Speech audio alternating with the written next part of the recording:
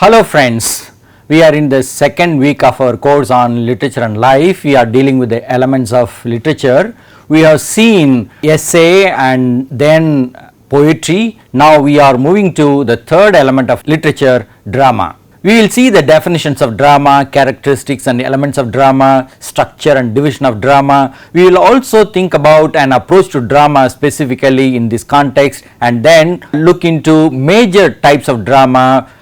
Finally, we will discuss three major aspects of drama like plot, character and dialogue, and then summarize the whole presentation. Let's see the objectives for this presentation now. We have as many as 6 objectives for this presentation: to define and discuss the characteristics of drama, second to examine the elements, structure and division of drama, then to provide an approach to drama with a focus on narration, meditation and persuasion.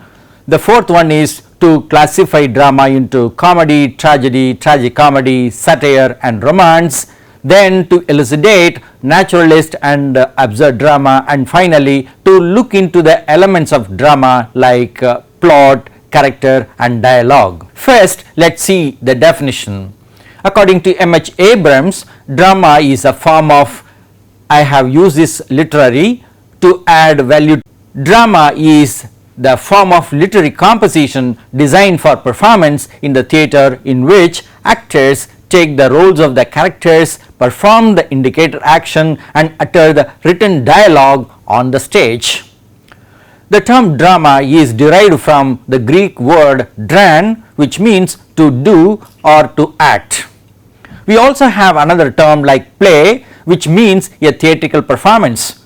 That's why we have added the term literary along with composition in the definition of drama. Drama refers to a literary composition, whereas a play refers to a theatrical performance. That's why we use terms like stage play, which is to be performed on the stage. Then we also use another term like radio play, which is broadcast on the radio. Then we also refer to television drama, which is broadcast on the TV. In addition to these different kinds of drama, we have closet drama, which means that the drama is meant for reading only, not meant for stage. As we mentioned earlier, play has the element of theatre, and one who writes for the stage is a playwright, whereas one who writes primarily for reading and also perhaps for stage, that person is called a dramatist. It has more literary value. Now let's see the characteristics of drama. In the case of literature, we know it is meant for entertainment and education. Drama has much more entertainment value than other forms of writing because drama is to be performed on the stage through actors. A drama becomes incomplete without its enactment on the stage. There is nothing like watching a live performance on the stage. It is a public act and a collective social experience for all the audience together. Participation in this collective experience is considered to be a very valuable experience for human beings. That's why drama is considered a performance art, not just a representational art. Audience participation is equally important. Audience will directly respond to the actors on the stage by their claps, by their smiles, by their laughter, and so many other ways of audience participation are possible. Sometimes audience can completely be immersed in the characters and identify themselves with the characters. On the other hand, we have certain dramatists like Bertolt Brecht who believed that audience should not be identified with the characters, and so they should be alienated from the characters. Therefore, the audience will have time for active thinking about the problems discussed on the stage. That's why he wanted to have a theatre of disengagement, not of immersion. We then move on to the elements of drama. There are many elements. We have put some of the most important ones here. First one is plot. We may have the central idea, the story that is being developed into a drama in acts or scenes. So we may have the main plot and also the subplot. The main plot is a major story and the subplot is a minor story which is inbuilt into the drama. Then we have another term called scenario, which refers to actions on the stage. Several scenarios may be presented on the stage. Then we have another term called dramatic unit, which refers to the entry and exit of characters. Whenever a character or a group of characters enters the stage and when they exit, then that becomes a particular dramatic unit.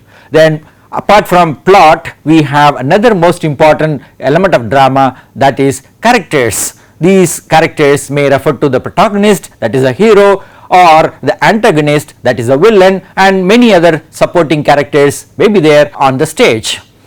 All elements of drama, everything is brought onto the stage primarily through speech and dialogue. That's why language becomes very important for the theatrical performance. Not only the written word, but the delivery also becomes very important for drama. Then in addition to all these elements, we have music in the form of background music. Sometimes we may have some song as well. Further, we have the setting and lighting. The whole set is also important, which is indicative of the time and the place for the actions that are happening within the play. Further, we also have costume that is used for the characters to indicate several elements of the theme or the character or the time in which the action takes place. In addition to all these, we have machinery and props. For example, machines like a car or a telephone or some real life tree can be presented on the stage. Some realia can be set up on the stage.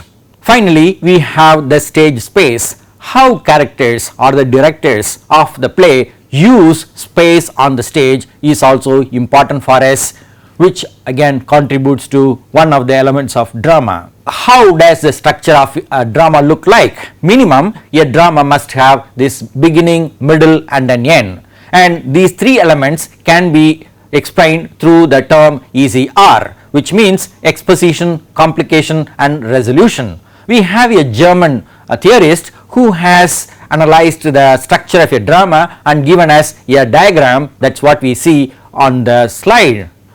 He calls it Freytag's pyramid.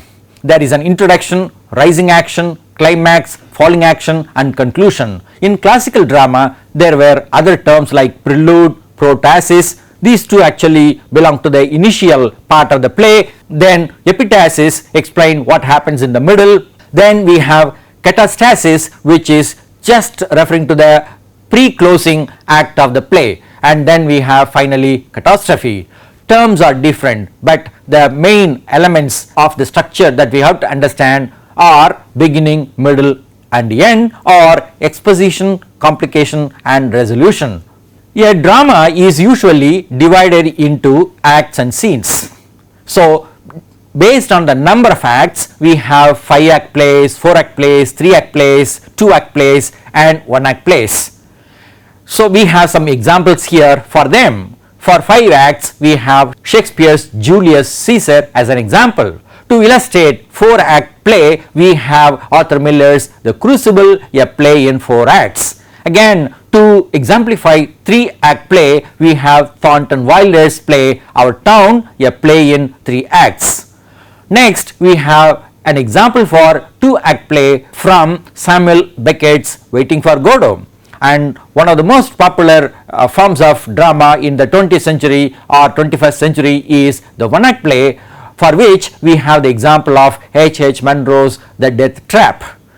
Some of the playwrights choose to divide the drama into scenes rather than acts. We have 2 examples here. One is Tennessee Williams' play A Streetcar Named Desire, which is not divided into acts but into scenes. Similarly, we have another play by Girish Karnad here, that is called Tughlaq. We will read this play as part of our course. Let's see an approach to drama now. This approach is presented by John Peck and Martin Coyle in their discussion of drama in their book Literary Terms and Criticism. For them, drama has a larger concern of society, politics and cosmos. This is something very serious. It is built on a sense of order and disorder. A play at the beginning, that is the initial stage, presents a normal social order. When we come to the central stage, we find that there is a threat to and collapse of the social order in which the action takes place, and finally the play ends with re-establishment of order. That is a normal traditional kind of approach to drama. Nowadays in 21st century or 20th century, re-establishment of order may be there or may not be there. We have the protagonist who protects the order in the play. In opposition to the protagonist, we have the antagonist who is bent on disrupting the order. There may be some elements of fate, chance, miracle which help the protagonist or the antagonist. We have the example of Shakespeare's Hamlet here, which is a typical example of this particular approach to drama. There is a social order, then that order is broken, and finally the order is re-established at the end of Hamlet. There is a close relationship between drama and narration. So we say drama incorporates certain elements of narration. What are the purposes? To address the audience, to introduce a theme, characters and events, and finally to tell the whole story through the action on the stage. Please remember, all these things happen primarily through words and actions on the stage. There are three dimensions of narration which we may discuss here now. First is exposition. Expository dialogue is meant to set the stage and provide background information for the audience. We have the example of the priest in Sophocles' Oedipus Rex. Second aspect of narration is retrospection, to look back and survey the events and also to reveal the thoughts and behaviors of characters on the stage for the sake of the audience.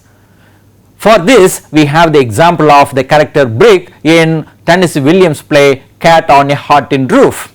And lastly, we have choric commentary, which is presented on the stage through a group of characters or individuals commenting on characters and events on the stage.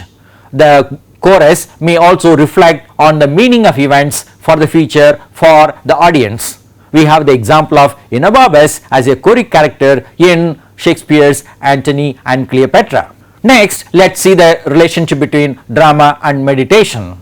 Drama is, of course, action on the stage. It is also about thinking about an idea or an action or a situation. A drama is actually an expression of the complex state of mind of a character apart from the social situation or reality that is presented. We have some examples of soliloquies or abstract thoughts which are presented to us on the stage by certain playwrights.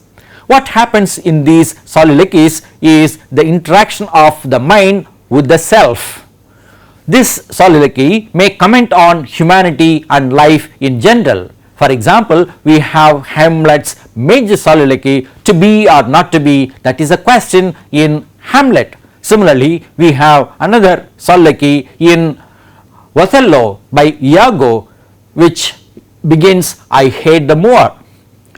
These characters may deal with abstractions, and they also may appear to be abstractions in certain plays like medieval plays. We have the example of Every Man for this purpose. What these abstract ideas or soliloquies refer to is a glimpse into the mind of characters through the imaginary sequence of dreams and fantasies. We have such dream sequences or fantasy sequences in plays like A Streetcar Named Desire and Death of a Salesman. Further, let's see the connection between drama and persuasion. Any kind of writing is a piece of persuasion. Especially so is drama, which has some idea to convey to the audience. So it has to naturally convince the audience. It may not be a complete exposition of ideas like a political speech. A dramatist has a space for expressing his ideas in the form of preface, prologue, epilogue, stage directions. One of the well-known dramatists to express his own ideas through plays is George Bernard Shaw. He has written lots of prefaces to his plays which are shorter than the prefaces themselves. Actually, the prefaces would be longer than the plays themselves. He or similar writers may share their ideas through the dialogue or plot and characters also. That's where we have a drama of ideas. The character becomes a spokesperson for certain ideas held by the author. The dialogue becomes a form of debate on certain issues facing the society. Even the action becomes a battleground of ideas. Characters from different perspectives may fight with each other. The aim of the dramatist is to challenge the ideas held by the audience. Everything is done for the sake of audience, to sensitize them to certain ideas which the author wants to convey to the audience. For example, we have the case of Molière's play The Misanthrope, and we have two characters. One is Philinte, who stands for social conformity, and we have another character called Alceste, who doesn't stand for social conformity. Instead, he wants to stand for personal integrity. There is a conflict between the two. That is what Molière discusses in this play. There are different types of drama like comedy, tragedy, satire, romance, tragicomedy and absurd drama.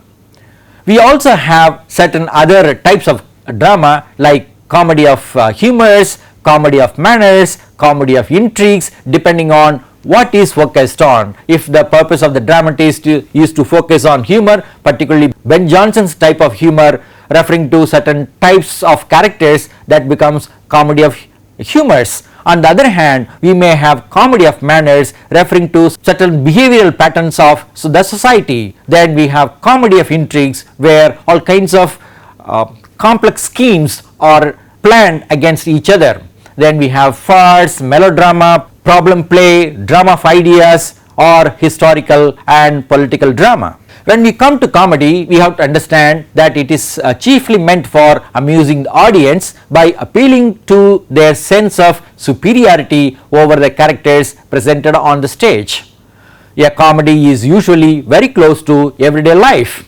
What it does is to explore human weaknesses in various forms. Most comedies will have happy ending for lead characters. We have some examples of different types of comedy here. Romantic comedy, for which we have the example of Shakespeare's As You Like It. Then we have satiric comedy, for which we have the example of Jonson's Volpone. Comedy of manners is well represented by William Congreve's The Way of the World. Then sentimental comedy is illustrated by Richard Steele's The Conscious Lovers. Further, we have anti-sentimental comedy, which is exemplified by Sheridan's The Rivals. Further, we have farce, for which we have the example of Oscar Wilde's The Importance of Being Earnest. And lastly, we have the comedy of ideas, for which the best example we can give is George Bernard Shaw's Man and Superman. Next, let's see another major form of drama, that is tragedy. It is a drama of death and mourning. Many characters may die, particularly the chief character may die at the end of a tragedy. This deals with a serious subject matter which is larger than life picture. It may deal with the disintegration of a large section of the society because of certain weaknesses in the main character, for which we have the term hamartia. There may be something like an error in judgment which is considered the tragic flaw of the character. Further, one specific flaw that we may find in chief characters is hubris, which refers to pride. Moreover, the character may be punished by certain fate, or we have the Greek term for this, nemesis. There will be something like a divine retribution. Some vengeance will be taken. Characters may have some kind of an act of recognition, for which we have the Greek term anagnorisis. Sometimes there may be reversal fortune, for which the Greek term is peripeteia. Mostly in tragedy, we will find the irony of situation, which is changed by fate or chance. It may not help the hero to save himself. We have the examples of Sophocles' Oedipus Rex and Shakespeare's King Lear. Let's see the different types of tragedy and some examples for tragedy. Let us have first revenge tragedy, for which we have the example of Thomas Cade's The Spanish Tragedy, which became so popular that many other Elizabethan writers wrote many revenge tragedies, including Shakespeare, who wrote Hamlet. Next we have heroic tragedy, for which we have the example of John Dryden's All for Love.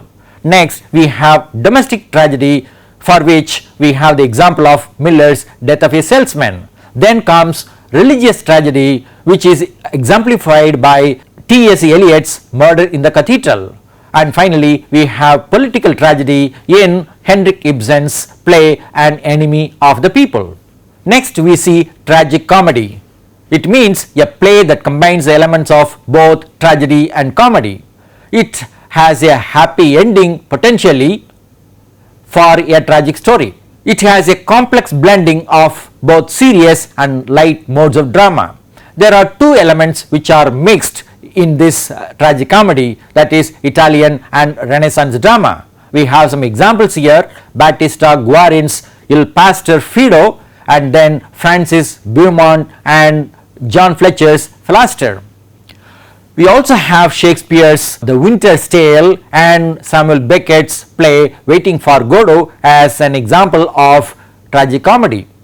What happens further in this tragicomedy is also a mingling of upper and lower class characters. Specifically we have the example of Shakespeare's The Merchant of Venice, and we have a high level character Shylock and low level character the clown Lancelot Gobbo. Further, let us see satire. Satire actually refers to a critical attitude to social beliefs and behaviors. It deals with a show of humanity at its worst form. It may be a spectacle of inferior human conduct. We have the best example for satire in Ben Jonson's play Volpone. It deals with the theme of greed through the characters Volpone, Mosca, Corvino, Corbaccio and Volturi. In the case of Volpone, greed and lust combine to make him almost an inhuman character. He is morally corrupt, and so the character along with the other characters through the play present a morally corrupt world. Greed is actually a threat to social order.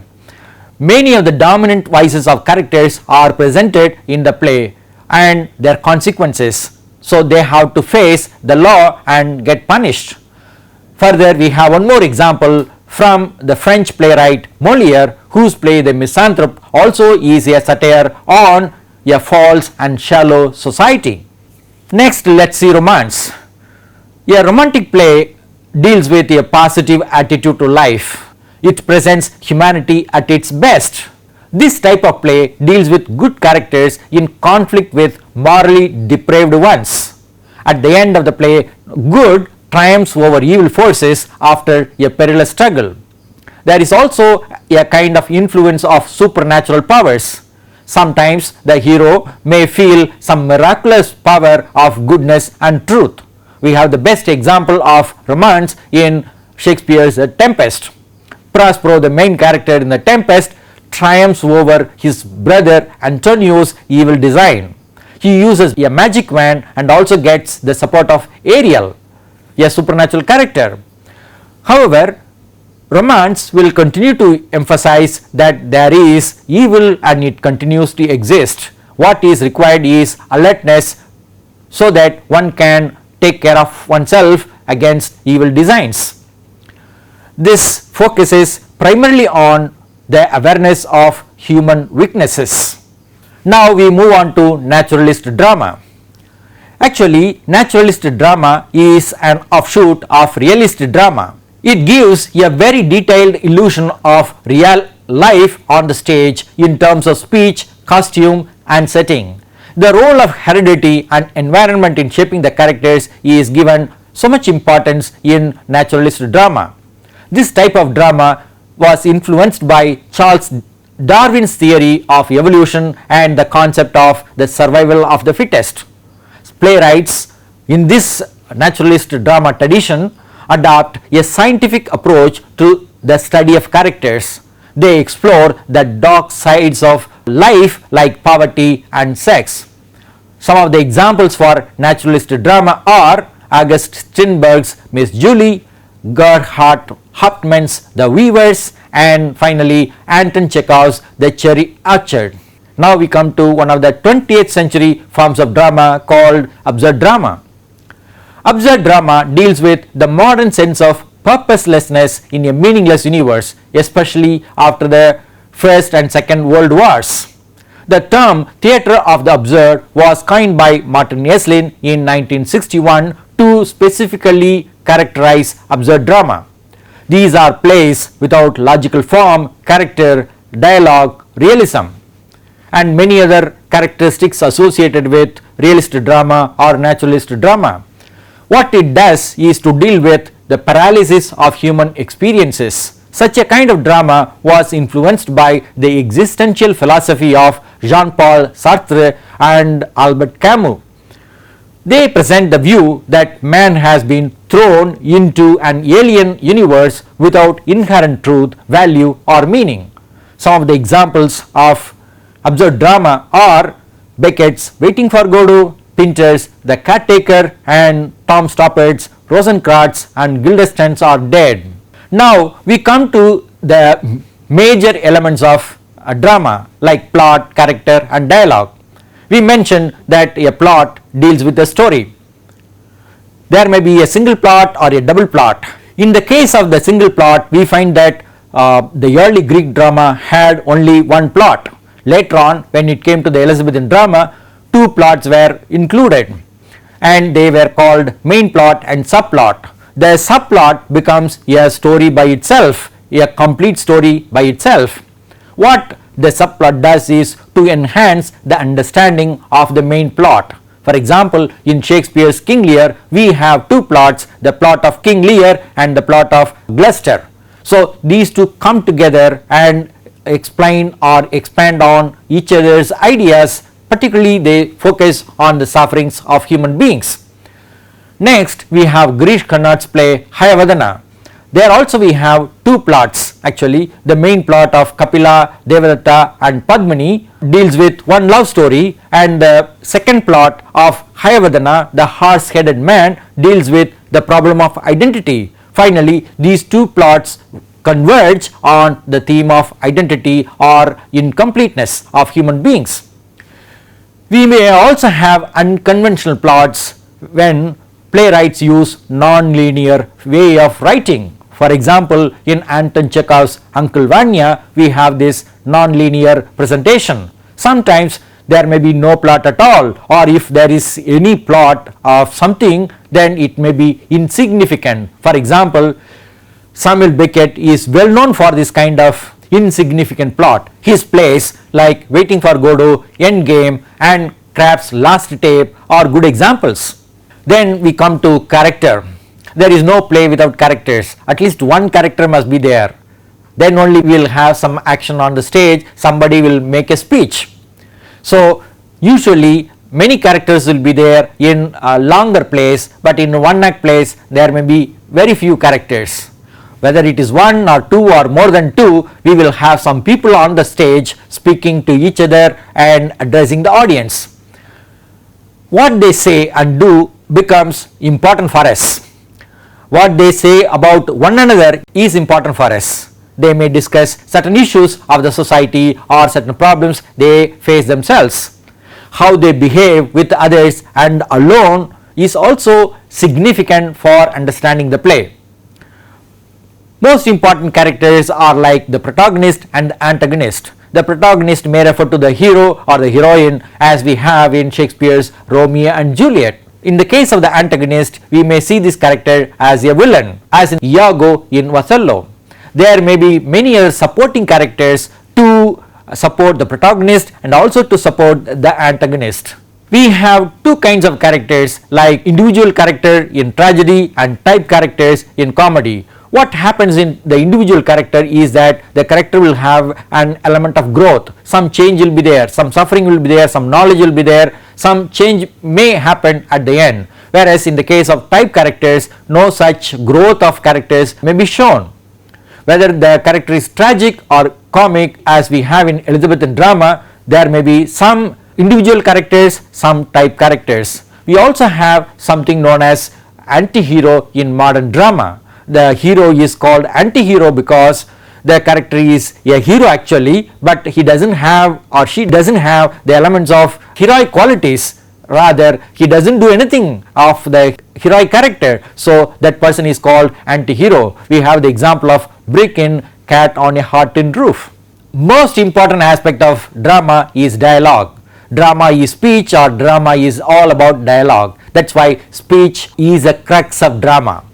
Everything is presented to us, to the reader or to the audience, through dialogues, that is speeches by characters. Unlike the common speech, the characters speak in a well planned or well crafted way. That is, the playwrights take care, special care to craft and plan the speeches of characters. The dramatist also will have to focus on the economic use of words to match performance time. A play may run for 1 hour or 2 hours, and within this 2-hour period, everything the dramatist has to say has to be brought in the form of dialogues.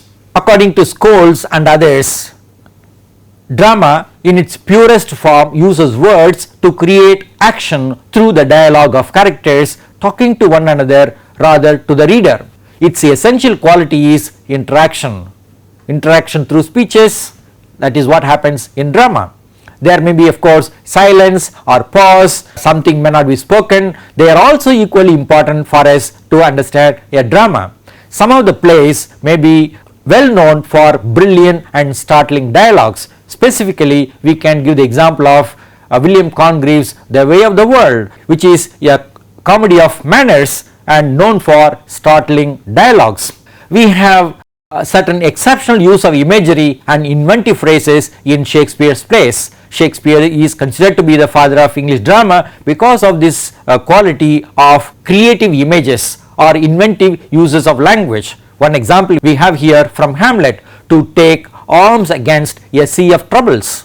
So what we have seen so far in this presentation is to define drama, look at the characteristics and elements of drama, specifically focus on the structure of drama and the division of drama, and to give an approach to drama focusing on order and disorder, and then discuss major types of drama like tragedy, comedy, tragicomedy, romance and others, and then to give an idea of the major elements of drama like plot, character and dialogue. Finally, we emphasized that there is no drama without speech because that is the soul of drama.